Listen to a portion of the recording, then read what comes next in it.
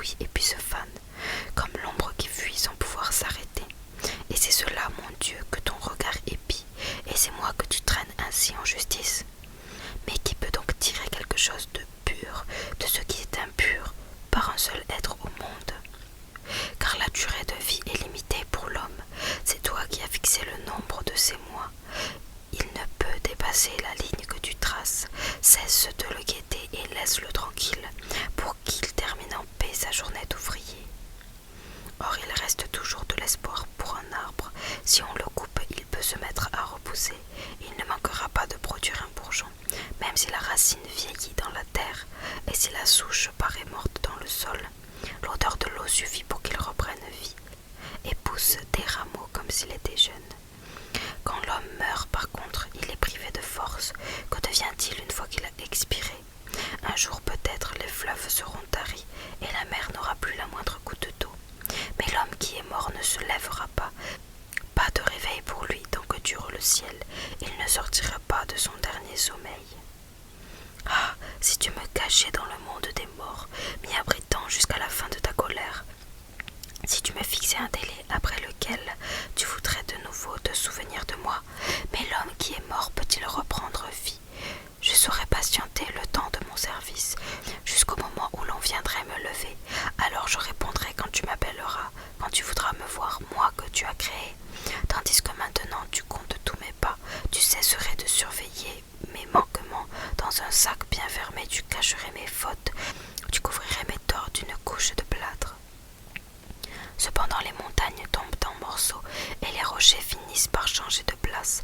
Les eaux arrivent à user même les pierres et l'averse emporte la poussière du sol. Toi aussi tu ruines l'espérance de l'homme. Tu te jettes par terre, il s'en va pour toujours. La mort le défigure et tu le chasses loin. Si on couvre ses fils d'honneur, il n'en sait rien. Si on les humilie, il ne se rend pas compte. Il est seul à souffrir de sa propre douleur. Il est seul à gémir de son propre malheur. Intervention d'Éliphaz, le méchant n'échappera pas. 15. Alors Éliphaz le dément prit la parole et dit à Job: Un sage a-t-il le droit de se nourrir de vent? Fait-il des réponses aussi peu consistantes? Les arguments dont tu te sers sont sans effet. Dans tout ce que tu dis, il n'y a rien d'utile. Tu vas même jusqu'à ruiner la religion, à détruire toutes les bases de la foi.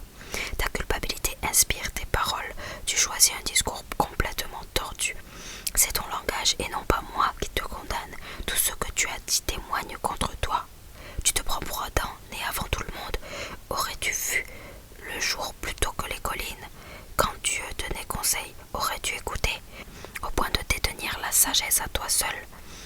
Que peux-tu donc savoir que nous ne sachions pas, et qu'aurais-tu compris qui nous soit étranger? Y a-t-il parmi nous des vieux pleins d'expérience, bien plus riche d'années que ne l'était ton père? Te crois-tu au-dessus de ces consolations que Dieu te propose par nos douces paroles? Pourquoi réagis-tu avec tant de passion? À quoi donc ces clins d'œil dans notre direction, quand tu tournes ta mauvaise humeur contre Dieu et te mets à répandre des flots de paroles? Un humain, qu'est-il donc pour se prétendre pur et oser affirmer qu'il a le droit pour lui? Si Dieu ne se fie pas à ses anges eux-mêmes, et si le ciel ne lui paraît pas assez pur, qu'en restera-t-il alors de l'homme méprisable, cet être corrompu qui commet l'injustice aussi facilement qu'il boit un verre d'eau? Écoute-moi, j'ai quelque chose à t'expliquer. Je veux te raconter ce que j'ai découvert, l'enseignement complet de ceux qui sont les sages, la tradition qu'ils ont reçue de leurs ancêtres. Dieu leur avait donné le pays à eux seuls, et aucun étranger n'était passé chez eux. Le méchant est plongé tous les jours dans l'angoisse, et le temps du tyran est strictement compté. Des voix effrayantes hurlent à ses oreilles. En pleine paix, le destructeur marche avec lui. Il ne croit plus pouvoir échapper à la nuit, et il se sent guetté par une mort violente, destinée à finir sous le bec des vautours. Il n'en peut plus douter, sa ruine est imminente. Le sombre jour qui vient le remplit d'épouvante. L'angoisse et le tourment se jettent contre lui, comme l'armée d'un roi qui se lance à l'assaut. Il a levé le poing, en effet, contre Dieu. Il a bravé celui qui est le Dieu très grand. Tête baissée, il part à l'assaut contre Dieu, protégé par l'épaisseur de son bouclier. Il a fort bonne mine et il est bien en chair, Ils s'étaient installés dans des villes détruites, occupant des maisons où l'on n'habitait plus, car elles menaçaient de s'écrouler bientôt. Cet homme ne pourra jamais devenir riche, ou bien sa fortune ne tiendra pas longtemps. Il n'aura pas d'influence dans le pays.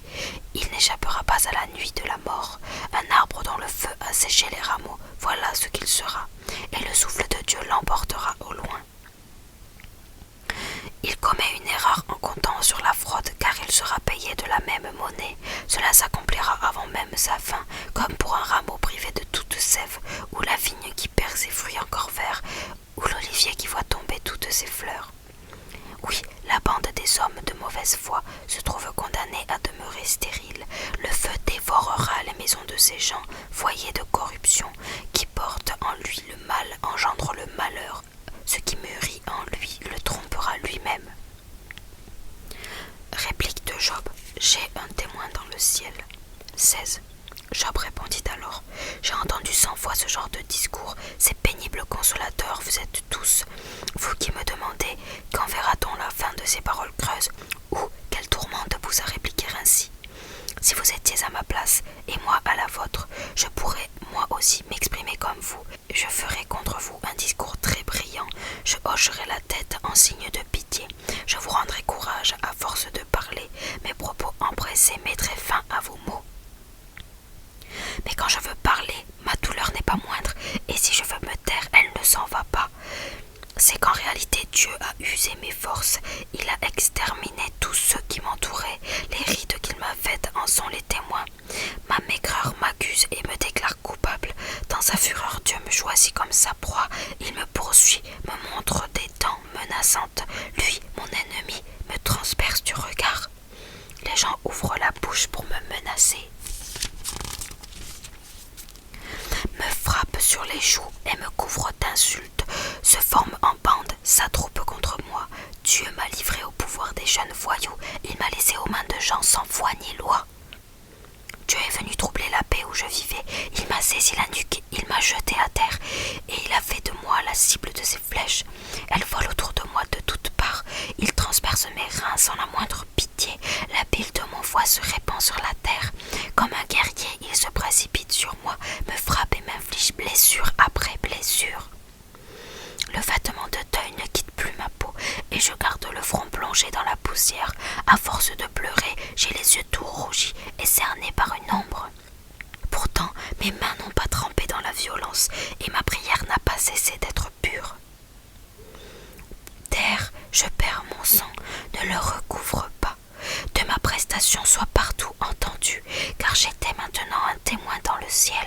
Oui, j'ai quelqu'un là-haut qui témoigne pour moi. Tandis que mes amis me traitent sans respect, je regarde vers Dieu les yeux remplis